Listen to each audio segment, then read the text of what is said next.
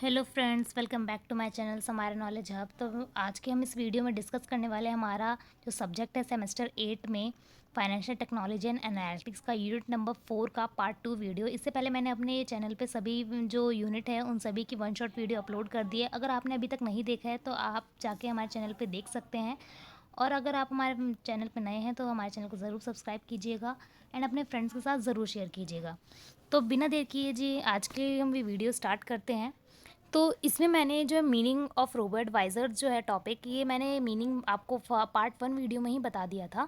But जब हम video topic start कर रहे तो मैं आपको बता देती हूँ जो इसमें रोबो एडवाइज़र्स है इसका मीनिंग क्या है। यानी कि रोबो एडवाइज़र कि जाने कि जो हमें हमें रोबोट आपने जैसे एक ऐसा प्लेटफॉर्म जो आपको एडवाइस प्रोवाइड करता है इन्वेस्टमेंट का। ठीक है। तो जैसे अब वो जो एडवाइस है वो किस बेसिस पे देते हैं आपको, एल्गोरिथमिक एआई टूल्स के हेल्प से जो है वो एडवाइज़र्स आपको जो है एडवाइस देते हैं। उसे हम रोबो एडवाइज़र्स कहते हैं। तो ये एक ह्यूमन बीइंग नहीं होता है, एक मशीन रोबो के द्वारा आपको जो एडवाइस है वो एक ऐसा प्लेटफॉर्म है जो आपको वो एडवाइस प्रोवाइड करता है। तो इसके अंदर हमें यहाँ से टॉपिक स्टार्ट करना था, हाउ रोबो एडवाइज़र वर्क। तो बेसिकली जो ये रोबो एडवाइज़र है ये किस तरह वर्क करते हैं। तो जनरली आपने देखा होगा कि जब रोबो एडवाइज़र, जैसे मैंने आपको बताया कि एक एआई पावर डिजिटल प्लेटफॉर्म होता है जो ऑटोमेटिक इन्वेस्टमेंट एडवाइस देता है। यानी कि एक सॉफ्टवेयर कस्टमर का डाटा एनालाइज करके इन्वेस्टमेंट सजेशन देता है बिना ह्यूमन फाइनेंशियल एडवाइज़र के। ठीक है।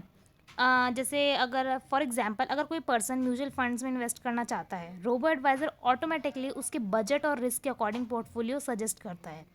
तो अभी क्या, जैसे इसमें स्टेप 1 है कि किस तरह रोबो एडवाइज़र वर्क करता है। तो पहला इसमें जो स्टेप है, collect client information on boarding process. Basically सबसे पहले सिस्टम कस्टमर की इन्फॉर्मेशन कलेक्ट करता है। उसमें इंक्लूड्स क्या है, age, income level, saving, investment goals, time horizon, existing investment, risk tolerance की कितनी कैपेसिटी है कस्टमर की रिस्क को लेने की।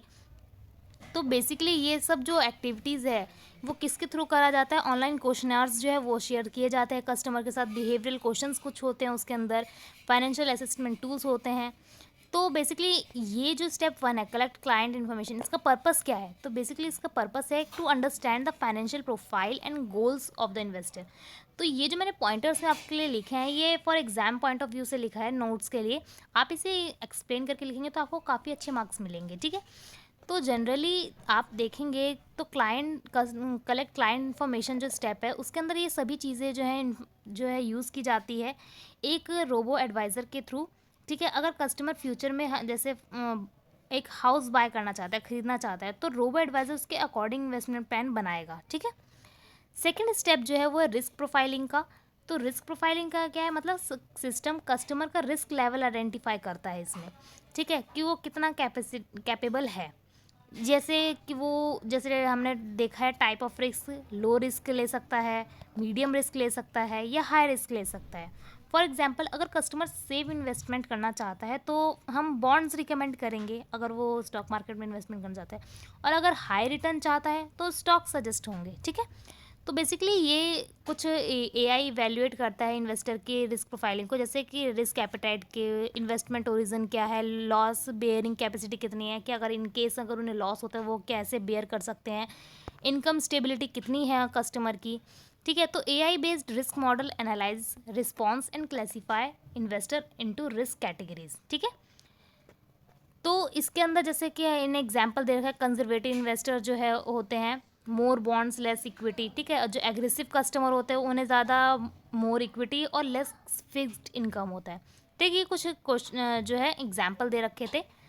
तो हम जैसे डायरेक्ट जो है इसके स्टेप 3 पे आ जाते हैं, पोर्टफोलियो एलोकेशंस के, क्योंकि इतने ज़्यादा पॉइंट्स आप कवर अप इतना लर्न नहीं कीजिए। जो बेसिक आपके पॉइंट को अच्छे से एक्सप्लेन करने के उसे आप लर्न कर लीजिए। ठीक है। इससे इजी भी रहेगा आपको समझने में। नेक्स्ट है इसमें पोर्टफोलियो एलोकेशंस। तो कस्टमर का मनी डिफरेंट इन्वेस्टमेंट में डिवाइड किया जाता है, उसी को हम पोर्टफोलियो एलोकेशन कहते हैं कि हर अलग अलग पोर्टफोलियो बनाया जाता है कस्टमर का। ठीक है। Based on risk profiling robo advisor allocate asset across equity में कितना उसका जो पार्ट रखना चाहिए, बॉन्ड्स में कितना, ईटीएफ में कितना, म्यूचुअल फंड्स में, इंटरनेशनल फंड्स में, ऑल्टरनेटिव एसेट्स अगर यू है तो उन सभी में जो है एक ऐसे जैसे एक तरह का एक पाई चार्ट ही आप समझ लीजिए, पाई चार्ट के फॉर्म में एक पोर्टफोलियो क्रिएट किया जाता है जिसमें हर सभी का इक्विटी में बॉन्ड्स का कितना परसेंट रहेगा उन सभी का चार्ट्स बनाया जाता है। इस पूरे को हम कहते हैं पोर्टफोलियो। ठीक है, तो ये पोर्टफोलियो जो है वो अच्छे से एलोकेट किया जाता है इसके अंदर, ठीक है, रोबो एडवाइज़र के थ्रू। मॉडर्न पोर्टफोलियो थ्योरी के हिस्टोरिकल मार्केट डाटा के बेस्ड पे कोरिलेशन एनालिसिस किया जाता है, वोलेटिलिटी एनालिसिस किया जाता है। तो ये मॉडर्न पोर्टफोलियो थ्योरी के कुछ पार्ट है कि मॉडर्न पोर्टफोलियो थ्योरी के अकॉर्डिंग जो है कस्टमर की एक हिस्टोरिक डाटा किस तरह का है, हिस्टोरिकल मार्केट डाटा का जो है उन सभी चीज़ के अकॉर्डिंग जो है कस्टमर का मॉडर्न पोर्टफोलियो की तरह कि हम जिसमें फ्यूचर के और पास्ट के सभी डिटेल्स को अच्छे से एनालिसिस करते हैं, तब उसके बेसिस पे जो है कस्टमर को रिकमेंड किया जाता है। तो इसमें जो आपका ऑब्जेक्टिव क्या है बेसिकली मॉडर्न पोर्टफोलियो थ्योरी का, कि रिस्क को डाइवर्सिफाई करना, कि ये नहीं कि किसी एक ही हम पोर्टफोलियो में एक ही एसेट के अंदर सभी हम अपने फंड्स को इन्वेस्टमेंट कर दे, तो उससे क्या होता है कि रिस्क के चांसेस हाई हो जाते हैं। तो अगर हमारा पोर्टफोलियो यानी हमने अगर हर डिफरेंट चीज़ों में इन्वेस्टमेंट किया होगा तो हमारा जो रिस्क है वो भी डाइवर्सिफाई हो जाता है, मैक्सिमाइजेशन ऑफ एक्सपेक्टेड रिटर्न, और इससे चांसेस जो होते हैं रिटर्न के वो ज़्यादा हो जाते हैं हमें किसी इन्वेस्टमेंट पर, और हमारा जो रिस्क होता है वो भी कम हो जाता है। For example an aggressive investor may get 70% equity, 20% bonds, 10% international exposure. तो आप देख रहे हैं अगर कोई एग्रेसिव इन्वेस्टर है और उसने इस तरह अपने पोर्टफोलियो को डिज़ाइन किया है कि उन्होंने 70% जो है इक्विटी में करा है और 20% बॉन्ड्स में और 10% जो है वो इंटरनेशनल एक्सपोजर में, तो देखिए आप उनका रिस्क जो है वो ईजिली डाइवर्सिफाई हो गया। ठीक है, नेक्स्ट जो स्टेप आता है इसके अंदर, फोर्थ स्टेप आपका आता है कॉन्टिन्यूस रीबैलेंसिंग, यानी कि मार्केट चेंज के अकॉर्डिंग पोर्टफोलियो ऑटोमेटिकली एडजस्ट होता रहता है। फॉर एग्जांपल अगर स्टॉक मार्केट ज़्यादा रिस्की हो जाए तो robo advisor safer investment increase कर सकता है। ठीक है, तो वो रीबैलेंस जो है, जैसे अगर इन केस, क्योंकि आपको भी पता है कि मार्केट का जो सीन है वो आपके हाथ में नहीं है ना हमारे हाथ में है, उसी चीज़ को देखते हुए जो है मार्केट की फ्लक्चुअलिटी को देखते हुए एक रीबैलेंस टाइप का फॉर्म जो है वो रोबो एडवाइज़र करता है, जिस ठीक है एलोकेट करता है उस फॉर्म में ओरिजिनल टारगेट को देखते हुए।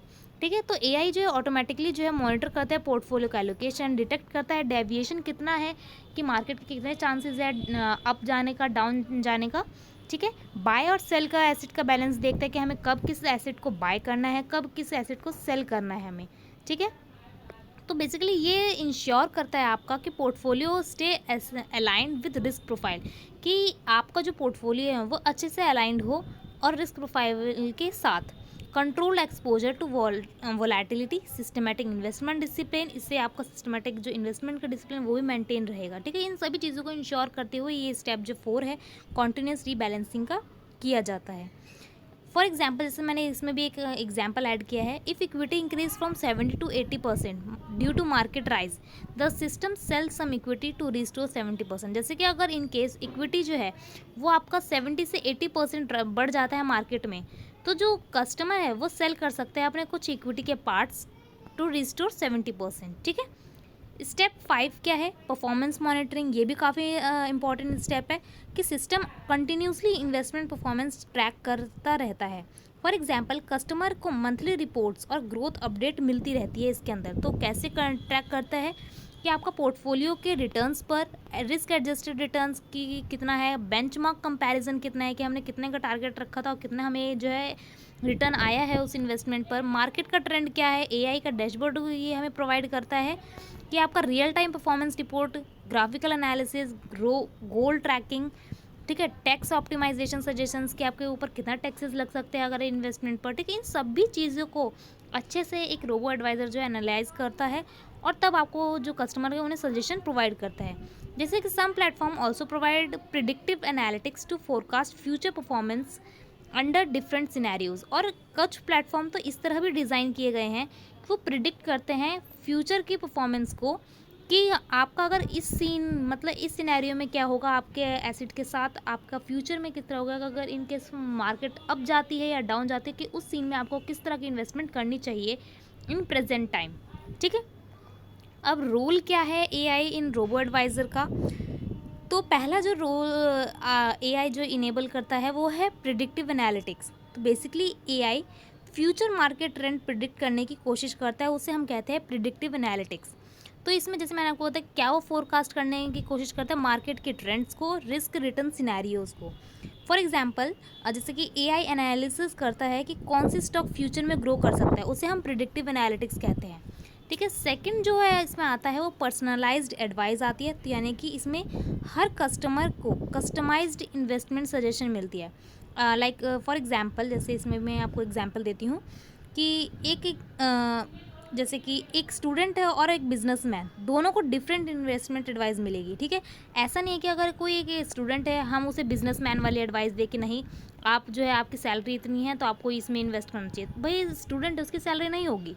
ठीक है, तो एक पर्सनलाइज्ड वे में जो है एनालिसिस, जैसे कि मैंने इसमें आपको स्टूडेंट और बिजनेसमैन का दिया, उससे आपको इजीली समझ आ जाएगा। और यहाँ पे पॉइंटर्स में मैंने जैसे दे रखा है कि पर्सनलाइज्ड एडवाइस, अब सभी की इनकम सेम तो नहीं होती है, डिफरेंट होती है, तो इनकम के बेस्ड पे, एज के बेस्ड पे, रिस्क एपेटाइट के बेस्ड में और इन्वेस्टमेंट गोल, सभी का इन्वेस्टमेंट गोल सिर्फ एक नहीं रहता है।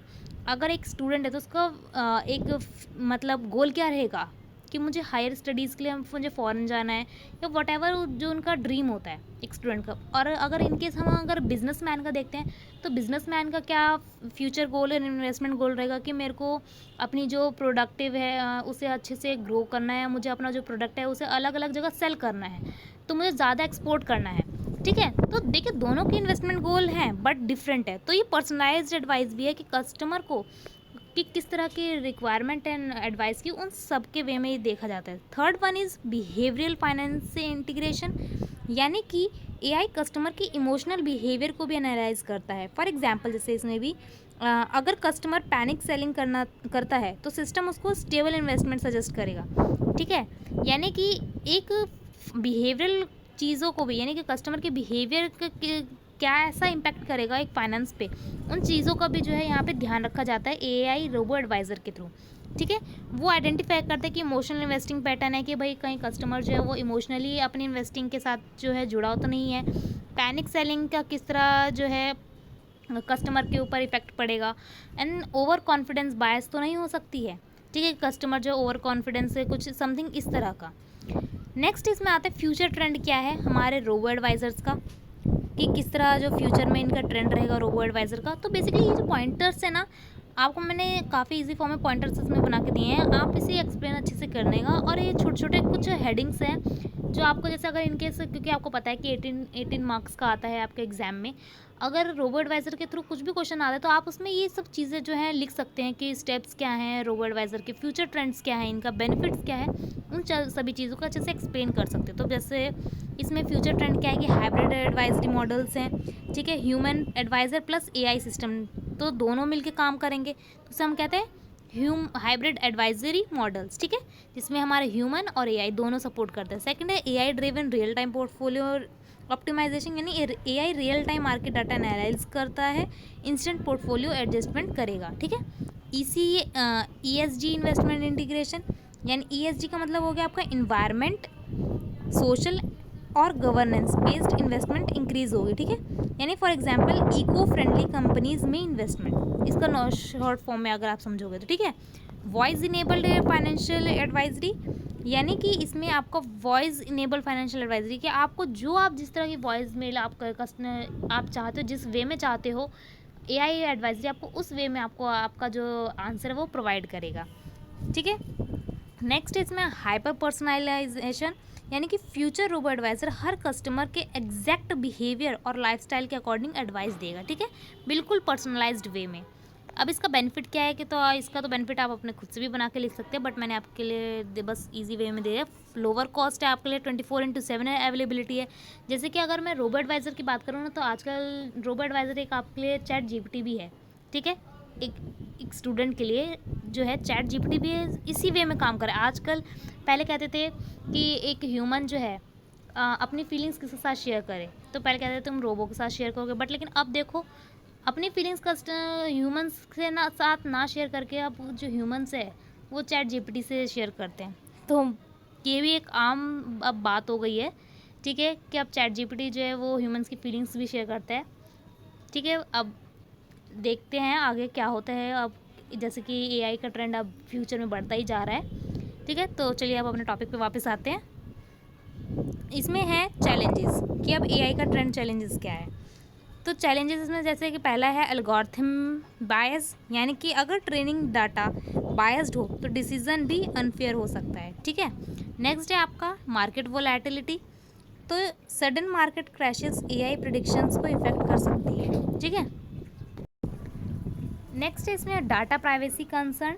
तो कस्टमर फाइनेंशियल डाटा लीक होने का रिस्क होता है इसके अंदर। लैक ऑफ ह्यूमन एम्पैथी, तो इसमें जैसे मैंने बताया कि एआई इमोशन प्रॉपर्ली अंडरस्टैंड नहीं कर पाता। कई बार होता है कि एआई जो है हमारे जैसे एक ह्यूमंस की फीलिंग्स को समझ सकता है, उस तरह एआई नहीं कर सकता। ठीक है, नेक्स्ट जो इसमें टॉपिक आता है हमारा, अब आता है आरपीए, जिसे हम रोबोटिक प्रोसेस ऑटोमेशन कहते हैं। ये भी काफ़ी इंपॉर्टेंट टॉपिक है आपके सिलेबस में। पहला इसका मीनिंग हम डिस्कस करते हैं। तो बेसिकली जैसे आरपीए की मैंने फुल फॉर्म आपको बताई, रोबोटिक प्रोसेस ऑटोमेशन। ये software robot repetitive office task automatically perform करता है, यानी कि ये ऐसा सॉफ्टवेयर है जो एक रूल बेस्ड टास्क जो है, ठीक है, ये कोई फिजिकल रोबोट नहीं है आपका। ठीक है, ये एक सॉफ्टवेयर है आप बेसिकली जो इस तरह ऑटोमेट है कि जो भी ऑफिस टास्क है उसे ऑटोमेटिकली ये परफॉर्म कर लेता है।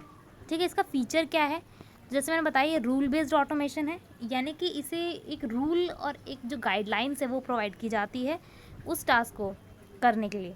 मिमिक ह्यूमन एक्शंस, और बहुत बार तो इस तरह होता है कि ये ह्यूमन एक्शंस के थ्रू लगता है कि एक ह्यूमन जो है वो परफॉर्म कर रहा है, बट मैंने आपको बताया कि ये कोई फिजिकल रोबोट नहीं है, ये एक सॉफ्टवेयर है। Work across applications, reduce human error, और ये काफ़ी इस तरह वर्क करते हैं। जैसे आपको बताया कि अगर हम किसी को अच्छा इंस्ट्रक्शन दे, एक सब चीज़ पूरी मेंटेन कर दे, जैसे फॉर एग्जांपल मैं आपको बताऊं, इसे एक इस वे में समझिए, जैसे एक रोबो है। ठीक है, रोबो, अब यहाँ पे फिजिकल रोबो तो हम नहीं ले सकते क्योंकि यहाँ सॉफ्टवेयर की बात की है। तो अगर हमने एक सॉफ्टवेयर में इस तरह डाटा फिट किया हुआ है कि हमने उसे बता रखी है कि एक रोटी किस तरह बनती है, तो वो उस टास्क को पूरा कंप्लीट कर देगा। कि पहले वो आटा लेगा, ठीक है, उसको अच्छे से सानेंगे, फिर उसके बाद फिर जो है उसको रोटी के लिए शेप देंगे, बेलेंगे। ठीक है, तो वो प्रोसेस जो है वो एक सॉफ्टवेयर खुद ऑटोमेटिकली प्रोसेस जो है कंप्लीट कर लेगा। उसे बार बार गाइडलाइंस देने की ज़रूरत नहीं है कि भाई एक टास्क कंप्लीट हो गया तो उसके बाद अब उसे बेलना है, तो ठीक है, रोटी को बेलना है, तो ये सब चीज़ें उसे बार बार बतानी नहीं पड़ेगी, वो ऑटोमेटिकली उस चीज़ों को वर्क कर लेगा। ठीक है, तो एप्लीकेशंस क्या है फाइनेंशियल सर्विसेज की, जैसे तो इसमें बेसिकली आपका जो एप्लीकेशंस है वो है, पहला इसमें लोन प्रोसेसिंग का, तो डॉक्यूमेंट्स और वेरिफिकेशन ऑटोमेटिकली प्रोसेस होते हैं इसमें। सेकंड है केवाईसी वेरिफिकेशंस का, तो केवाईसी वेरिफिकेशन यानी कस्टमर आइडेंटिफाई वेरिफिकेशन ऑटोमेटिकली होती है। इसको गाइडलाइंस देने की ज़रूरत नहीं है कि भाई अब आप जो है लोन अगर आप बना रहे हैं, अगर एक सॉफ्टवेयर लोन बना रहा है तो वो ऑटोमेटिकली डिटेक्ट करेगा कि इसकी केवाईसी, इस कस्टमर की केवाईसी हो रखी है नहीं, हमें उसे गाइडलाइंस देने की ज़रूरत नहीं है, वो पहले ही देख लेगा क्योंकि उस हमने उस सॉफ्टवेयर को पहले ही इन्फॉर्म्ड कर रखा है इस चीज़ों के बारे में। नेक्स्ट इसमें आता है आपका डाटा एंट्री का, तो मैनुअल टाइपिंग वर्क रिड्यूस हो जाता है डाटा एंट्री में। इनवॉइस प्रोसेसिंग, तो यानी बिल्स और इनवॉइस ऑटोमेटिकली वेरीफाई और प्रोसेस होते हैं इस फीचर्स के अंदर। नेक्स्ट आपका कंप्लायंस रिपोर्टिंग का है, तो गवर्नमेंट रूल्स के अकॉर्डिंग रिपोर्ट ऑटोमेटिकली जनरेट होती है इसके अंदर आपकी। रिकन्सिलेशन प्रोसेस, जैसे आपको बताया, बैंक्स रिकॉर्ड ऑटोमेटिकली कंपेयर किए जाते हैं इसमें। नेक्स्ट आपका इसका टॉपिक आता है बेनिफिट्स का, तो कि आपका जो रोबोटिक प्रोसेस ऑटोमेशन है उसका क्या बेनिफिट्स है, तो कॉस्ट इसमें रिड्यूस होती है आपकी, इसमें ज़्यादा ह्यूमन कैपेसिटी नहीं लगती है, ह्यूमन लेबर्स नहीं लगते हैं, इम्प्रूव्ड एक्यूरेसी भी अच्छी रहती है, फास्ट प्रोसेसिंग होता है और बेटर कंप्लायंस रहते हैं आपके। ठीक है, इसके अब लिमिटेशंस क्या है, तो बेसिकली इसकी लिमिटेशंस तो बहुत ज़्यादा होंगी, बट मैंने आपके लिए कम लिख रखी हैं इसके अंदर। तो इसकी लिमिटेशंस जैसे पहले मैंने आपको बताई, can not handle complex decision making, तो बेसिकली अगर हमने एक सॉफ्टवेयर को सिर्फ एक नॉर्मल सीन दे रखा है, क्योंकि आप अगर एक ह्यूमन से जब जैसे कस्टमर है, अगर वो नॉर्मल ह्यूमन से बात करता है तो उनके सीन जो है काफ़ी डिफरेंट है। ये नहीं कि हमने एक कस्टमर के पास सिर्फ एक ही प्रॉब्लम रहती है, उनके पास कई डिफरेंट टाइप ऑफ प्रॉब्लम रहती है। अगर हमने एक सॉफ्टवेयर में सिर्फ एक ही प्रॉब्लम उसको बता रखी है सॉफ्टवेयर को, तो वो सिर्फ एक ही प्रॉब्लम के बेस पे उसे सॉल्व कर सकता है, नहीं तो वो नहीं सॉल्व कर सकता। तो वही चीज़ है कि अगर कॉम्प्लेक्स कोई एक वे आ जाती है तो उसको उस डिसीजन को वो हैंडल नहीं कर सकता सॉफ्टवेयर। रिक्वायर स्ट्रक्चर डाटा, और इसमें बेसिकली आपको एक स्ट्रक्चर प्रोवाइड करना ज़रूरी है कि आपको ये जो हिरार्की उस तरह ही फॉलो, अगर आपने अच्छे से हिरार्की दे रखी है तो वो उसी को डायरेक्शन को अच्छे से फॉलो कर सकता है। तो एक स्ट्रक्चर डाटा बहुत इंपॉर्टेंट है इसके अंदर बनाना। रिस्क ऑफ ओवर ऑटोमेशन, और कई बार इस तरह होता है कि कुछ ओवर ही हम ऑटोमेटिक एक सॉफ्टवेयर बना देते हैं, डाटा उसके अंदर डाल देते हैं, जिससे कि कुछ ज़्यादा ही ओवर वर्क हो जाता है।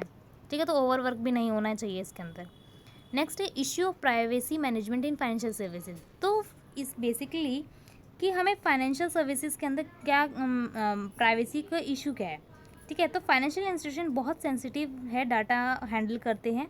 तो इसमें जैसे कि फाइनेंशियल इंस्टीट्यूशन क्या क्या चीज़ें हैंडल करती है, तो कस्टमर की personal data, financial transaction, credit की हिस्ट्री और बायोमेट्रिक डाटा, इन सभी चीज़ों को जो है प्राइवेसी को मैनेजमेंट करना हमारे फाइनेंशियल सर्विसेज के अंदर बहुत ही इंपॉर्टेंट है। तो की प्राइवेसी चैलेंजेस क्या है, तो क्या क्या चैलेंजेस आते हैं इन डाटा को मैनेज करने में। तो पहला, जैसे मैंने आपको बताया, डाटा ब्रीच हो जाता है।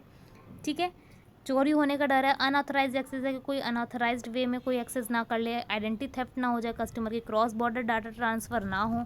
ठीक है, इनसाइडर थ्रेड ना हो। इन सब चीज़ों से जो है ये चैलेंजेस है हमारे मैनेजमेंट में।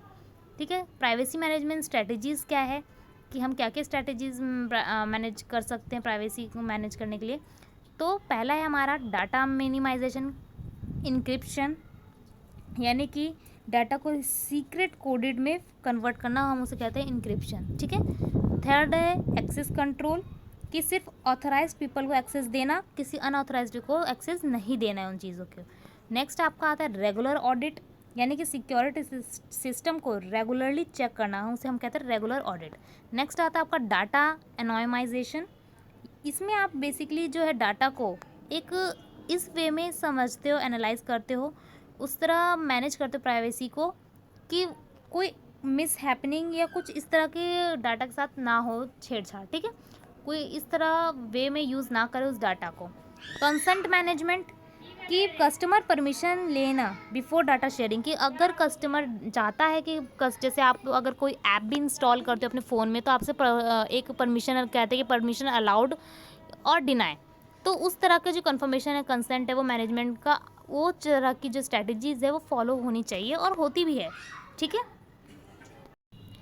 नेक्स्ट है इसमें topic application of data analytics in financial services. किस तरह की डाटा एनालिटिक्स, किस टाइप की डाटा एनालिटिक्स है हमारी फाइनेंशियल सर्विसेज में। तो पहला आपका आता है डिस्क्रिप्टिव एनालिटिक्स, यानी पास्ट में क्या हुआ उसके analysis. For example last month की सेल्स रिपोर्ट, यानी व्हाट हैपेंड, क्या हुआ, उस सभी चीज़ों को अच्छे से एक्सप्लेन करना पास्ट की परफॉर्मेंस को। ठीक है, डायग्नोस्टिक एनालिटिक्स, यानी कि व्हाई इट हैपेंड। ठीक है, कि क्यों हुआ, अगर आपका जो लास्ट मंथ में अगर सेल्स सिर्फ 40% हुई तो क्यों हुआ, उनको हम कहते हैं diagnostic analytics. Why did it happen, क्यों सिर्फ 40% हुआ, उसका रीज़न क्या था, उसे हम डायग्नोस्टिक एनालिटिक्स कहते हैं। ठीक है, जैसे मैंने आपको बताया वाई लोन डिफ़ॉल्ट इंक्रीज, कि फॉर एग्जांपल अगर लोन लास्ट सेल में लास्ट फाइनेंशियल ईयर में आपका जो लोन था एनपीए था वो बहुत ही ज़्यादा रहा, तो उसका रीज़न क्या है, उसे हम कहते हैं डायग्नोस्टिक एनालिटिक्स। तो हमने उसे एनालिटिक्स किया, उसका जो है एनालाइज अच्छे वे में किया। ठीक है, वाई ये हुआ क्यों। नेक्स्ट जो इसमें आता है प्रिडिक्टिव एनालिटिक्स, यानी कि फ्यूचर प्रिडिक्शन करना।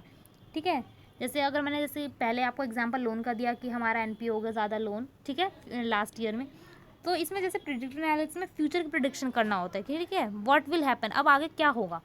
ठीक है, तो जैसे मैंने इसमें बताया कि विच कस्टमर में फेल टू रीपे लोन, कि कौन सा कस्टमर जो है वो फेल हो सकता है, हमने उसे फ्यूचर का एनालिसिस अभी करना स्टार्ट कर दिया कि कौन सा कस्टमर जो है हमारा रीपे कर सकता है लोन को या नहीं कर सकता, उसे हम कहते हैं प्रिडिक्टिव एनालिटिक्स। लास्ट इसमें आता है प्रिस्क्रिप्टिव एनालिटिक्स, यानी कि बेस्ट सॉल्यूशन सजेस्ट करना, उसे हम कहते हैं। ठीक है, व्हाट शुड बी डन, कि हमें क्या करना चाहिए था।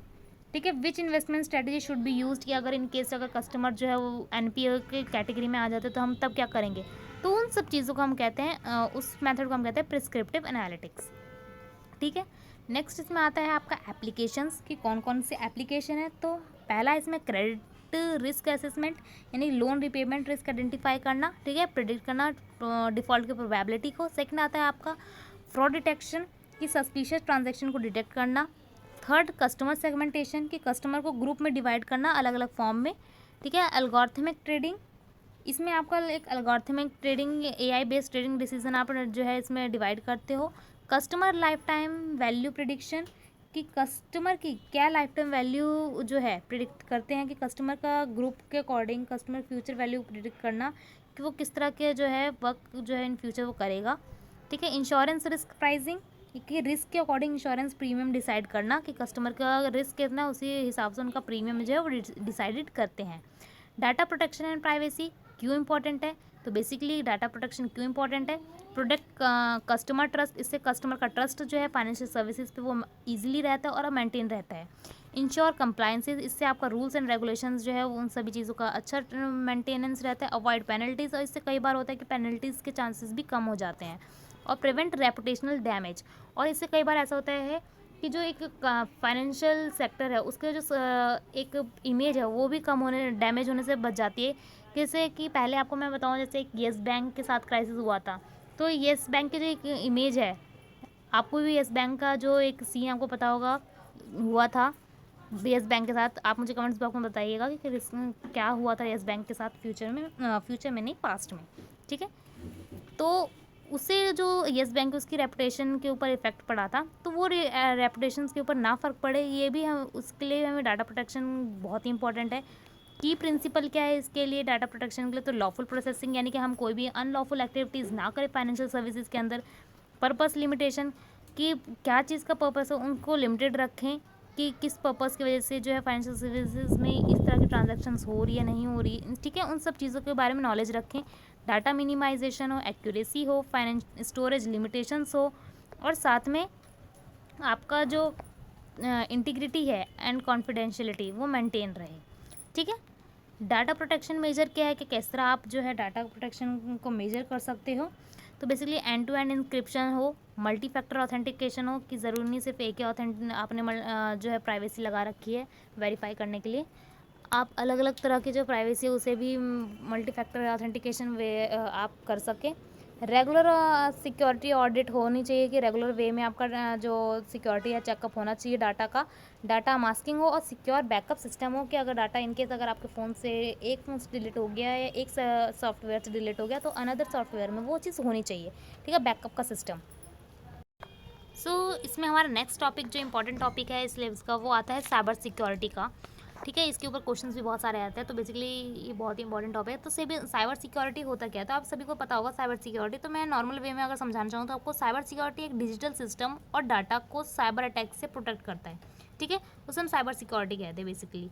तो साइबर सिक्योरिटी किस चीज़ को प्रोटेक्ट करता है? हमारे जो इन्फॉर्मेशन है सिस्टम में उन सब चीज़ों को, कंप्यूटर के नेटवर्क को, डिजिटल डाटाबेस को, फाइनेंशियल ट्रांजैक्शंस हो रही है, कस्टमर के डाटा को किस चीज़ से, अनऑथराइज्ड एक्सेस से और अटैक और डैमेज और थेफ्ट से। ठीक है, उसे हम कहते हैं साइबर सिक्योरिटी। अगर इन फाइनेंशियल सेक्टर में देखा जाए तो अभी जो साइबर सिक्योरिटी है बहुत ही ज़्यादा इंपॉर्टेंट है, क्योंकि अब बैंक्स में, इंश्योरेंस कंपनीज, स्टॉक एक्सचेंज और फिनटेक है, इफ़ हम हैंडल भी करें साइबर सिक्योरिटी को, क्योंकि अब जो हैक्स हैं और जो थेफ्ट है वो बहुत ज़्यादा ही इंक्रीज़ हो गया। जिस तरह जो हमारा एआई जो ग्रोथ कर रहा है तो उस हिसाब से जो साइबर सिक्योरिटी उसे भी ग्रो करना बहुत ही इंपॉर्टेंट है। ठीक है, कि इसमें बेसिकली क्या है कि जो फाइनेंशियल सेक्टर है अब वो इन सभी चीज़ों के ऊपर ज़्यादा फोकस करता है, कि सेंसिटिव पर्सनल डाटा जो है कस्टमर का, उस सब चीज़ों को सेव करना। बैंकिंग क्रेडेंशियल्स एक्टिविटीज़, जो क्रेडिट कार्ड की जो डिटेल्स है, इन्वेस्टमेंट का जो पोर्टफोलियो है एक कस्टमर का, लार्ज स्केल डिजिटल ट्रांजेक्शन जो है उन सभी चीज़ों को जो फिनटेक फर्म जो है वो हैंडल कर रही है easily with the help of cyber security system.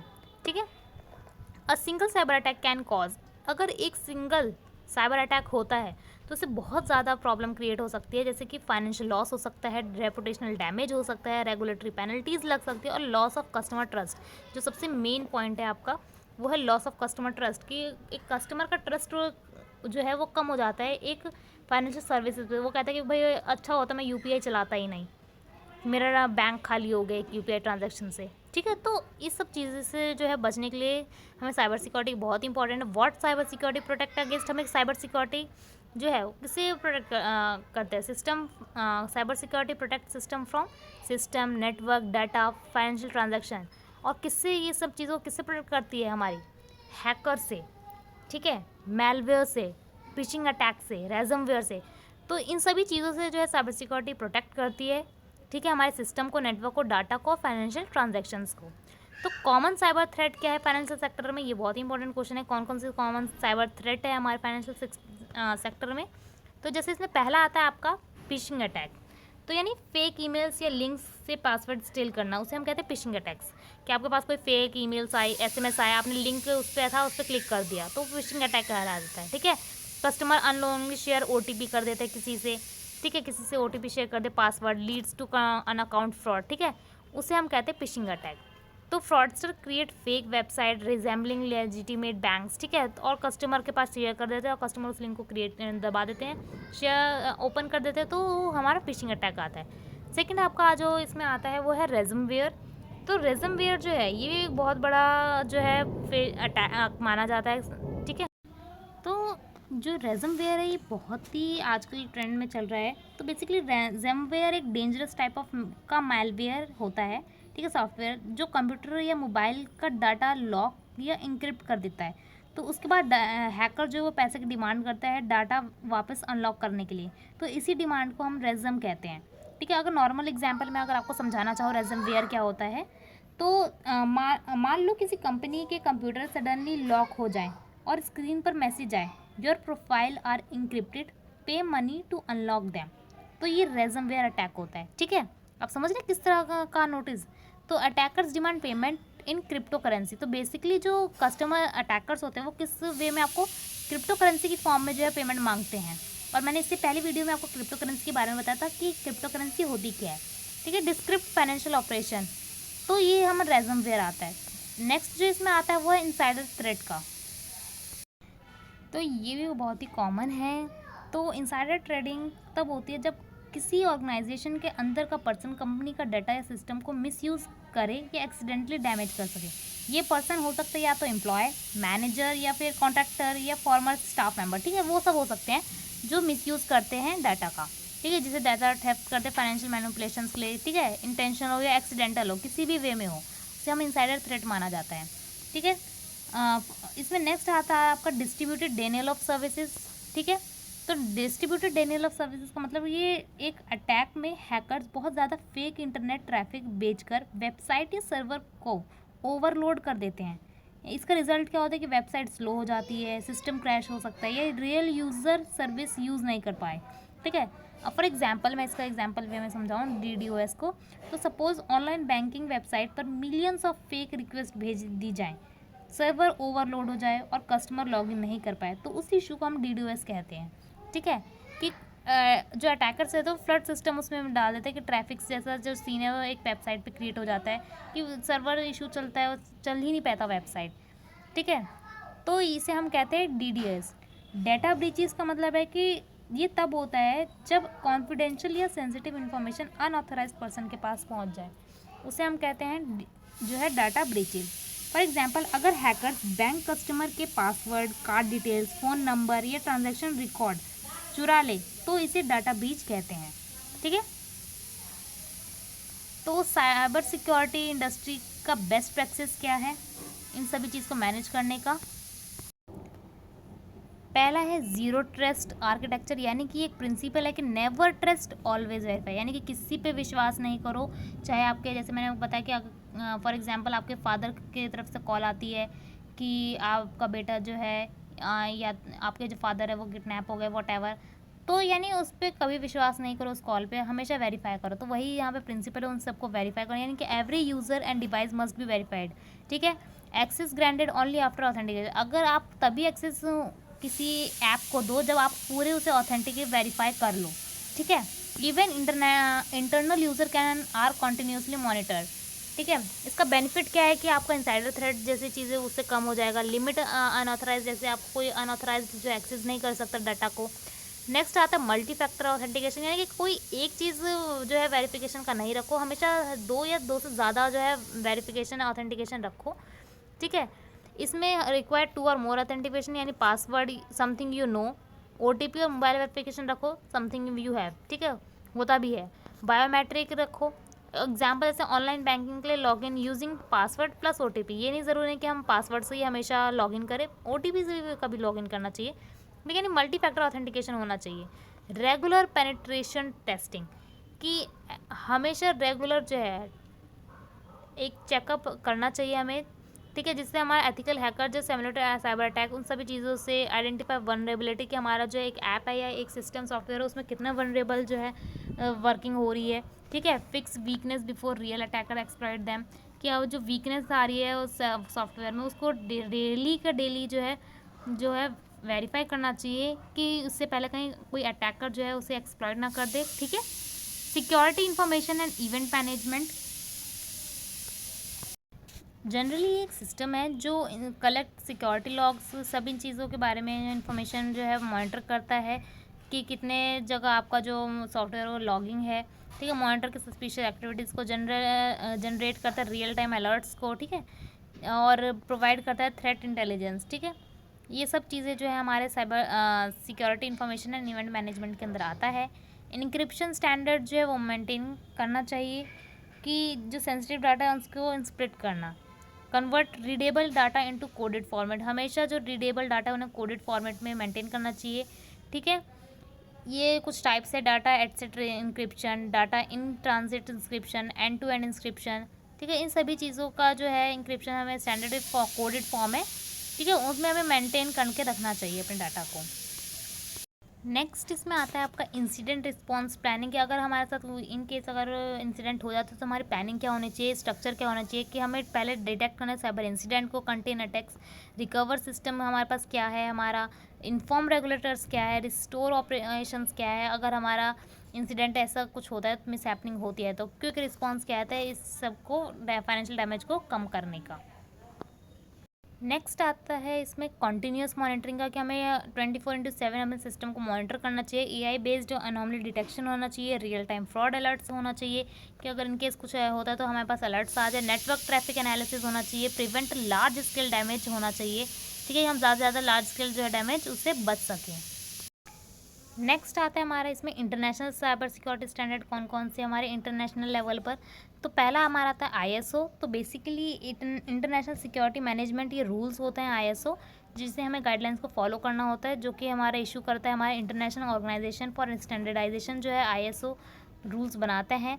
Basically ये रूल्स जो फोकस करते हैं हमारे रिस्क मैनेजमेंट, सिक्योरिटी कंट्रोल पे और डाटा प्रोटेक्शन रूल पॉलिसीज़ पे फोकस करता है हमारा आईएसओ। सेकंड जो हमारा इंटरनेशनल साइबर सिक्योरिटी स्टैंडर्ड है वो है एनआईएसटी साइबर सिक्योरिटी फ्रेमवर्क। तो साइबर रिस्क मैनेजमेंट ये फ्रेमवर्क होता है जो कि डेवलप करता है हमारा national institute of standard and technology. तो बेसिकली ये जो फ्रेमवर्क होता है वो 5 फंक्शंस पे काम करता है: आइडेंटिफाई करना, प्रोटेक्ट करना, डिटेक्ट करना, रिस्पॉन्ड करना और रिकवर करना। तो बेसिकली 5 वर्क होता है हमारा एनआईएसटी जो है फ्रेमवर्क इसके ऊपर वर्क करता है। ये पूरा ही एक फ्रेम है वर्क का, ठीक है, कि पहले आइडेंटिफाई करना, प्रोटेक्ट करना अगर जो साइबर अटैक हुआ है उस चीज़ से, और किस तरह डिटेक्ट करना है और क्या रिस्पॉन्ड करना है, किस तरह हमें रिकवर करना है। ये पूरा स्टेप जो है इसके अंदर जो फ्रेमवर्क है वो मेंटेन किया जाता है और ये वाइडली जो है अडॉप्ट किया गया है फाइनेंशियल इंस्टीट्यूशन को ग्लोबली, ठीक है। नेक्स्ट आता है आपका पीसीआई डीएसएस यानी payment card industry data security standard. तो यानी payment card security standard basically इसमें मेंटेन किया जाता है कि जनरली इसमें जो कार्ड के थ्रू जो पेमेंट्स की जाती है उन सभी के रूल्स के ऊपर किस तरह हमें कार्ड्स को हैंडल करना है उन सभी इंफॉर्मेशन को हैंडल करते हैं। तो बेसिकली जो मैनेज किया जाता है वो पीसीआई सिक्योरिटी स्टैंडर्ड काउंसिल करता है इसको, और वो इंश्योर करता है इन सभी को कि सिक्योर कार्ड की प्रोसेसिंग हो और किस तरह हमें कार्ड होल्डर को प्रोटेक्ट करना है, पेमेंट का जो है फ्रॉड एक्टिवेशन ना हो, प्रिवेंट हो उससे। Integration of financial data analytics and cyber security, कि किस तरह का मॉडर्न फिनटेक इकोसिस्टम में एनालिटिक्स और साइबर सिक्योरिटी जो है साथ मिलके काम करते हैं। तो मॉडर्न फिनटेक इकोसिस्टम जो है इस वे में काम करता है, फाइनेंशियल डाटा एनालिटिक्स, फिर एआई उसमें हेल्प करता है, फिर उसे ऑटोमेटिक करता है, फिर सिक्योरिटी एक लेयर बनाई जाती है, ठीक है। Without cyber security this entire digital system becomes vulnerable, ठीक है। आपको पता ही है कि अगर साइबर सिक्योरिटी नहीं होगा तो सभी जो डिजिटल सिस्टम है वो वनरेबल हो सकते हैं। Why cyber security is critical in fintech. तो फिनटेक जो है वो डिपेंड करता है हमारा बिग डाटा पर, क्लाउड इंफ्रास्ट्रक्चर, जैसे हमने पहले भी फर्स्ट यूनिट में डिस्कस किया था, एपीआई पे, एआई मॉडल्स पर, डिजिटल ट्रांजैक्शन पे। अगर हमारा ये साइबर सिक्योरिटी फेल हो जाता है तो जो हमारा डाटा एनालिटिक्स जो है वो मैनिपुलेटेड हो जाता है, एआई जो मॉडल्स है वो अटैक हम ही पे कर सकते हैं, ठीक है। कस्टमर का डाटा जो है वो चोरी हो सकता है, फाइनेंशियल लॉस हो सकता है, ठीक है। एग्जाम्पल क्या है इंटीग्रेटेड अप्रोच का, तो financial data collected from UPI transaction, AI analysis transaction behaviour, AI जो है वो जो है डाटा ट्रांजैक्शन बिहेवियर एनालिसिस करता है। सिस्टम जो है हमारे क्या डिटेक्ट करे abnormal pattern, cyber security tools block suspicious activity, जो साइबर सिक्योरिटी टूल्स है वो क्या करेंगे, जो भी सस्पिशियस एक्टिविटीज़ उन्हें ब्लॉक कर सकते हैं। तो कस्टमर रिसीव फ्रॉड अलर्ट, तो ये जो डाटा मैंने बताया आपको कि किस तरह जो है आपका डाटा, फाइनेंशियल डाटा जो है अगर हम कलेक्ट करते हैं यूपीआई, एआई जो है वो ट्रांजैक्शन के बिहेवियर को एनालिसिस कर लेगा, जो सिस्टम है वो डिटेक्ट कर लेगा आपका अगर एबनॉर्मल कोई पैटर्न यूज़ होता है आपके ट्रांजैक्शन में, कस्टमर रिसीव जो कर सकता है फ्रॉड अलर्ट हो। तो ये सब जो एआई है यूपीआई, तो ये किस तरह हेल्प कर रहे हैं आपके अप्रोच को। Emerging trends in financial cyber security, क्या ट्रेंड्स है, तो AI driven threat detection, AI जो है वो थ्रेट को डिटेक्ट कर सकता है। जो ब्लॉकचेन है वो सिक्योर ट्रांजैक्शन, जैसे आपको बताया कि उसके अंदर आप जो बार बार जो है ट्रांजैक्शन जो डाटा है उसे चेंज नहीं कर सकते, तो ब्लॉकचेन काफ़ी अच्छा टूल है। बायोमेट्रिक ऑथेंटिकेशन है, क्लाउड सिक्योरिटी फ्रेमवर्क है आपका पास, साइबर रिस्क इंश्योरेंस भी है जो कस्टमर को प्रोवाइड किए जाते हैं। ठीक है, तो ये देखो ट्रेंड है साइबर सिक्योरिटी के।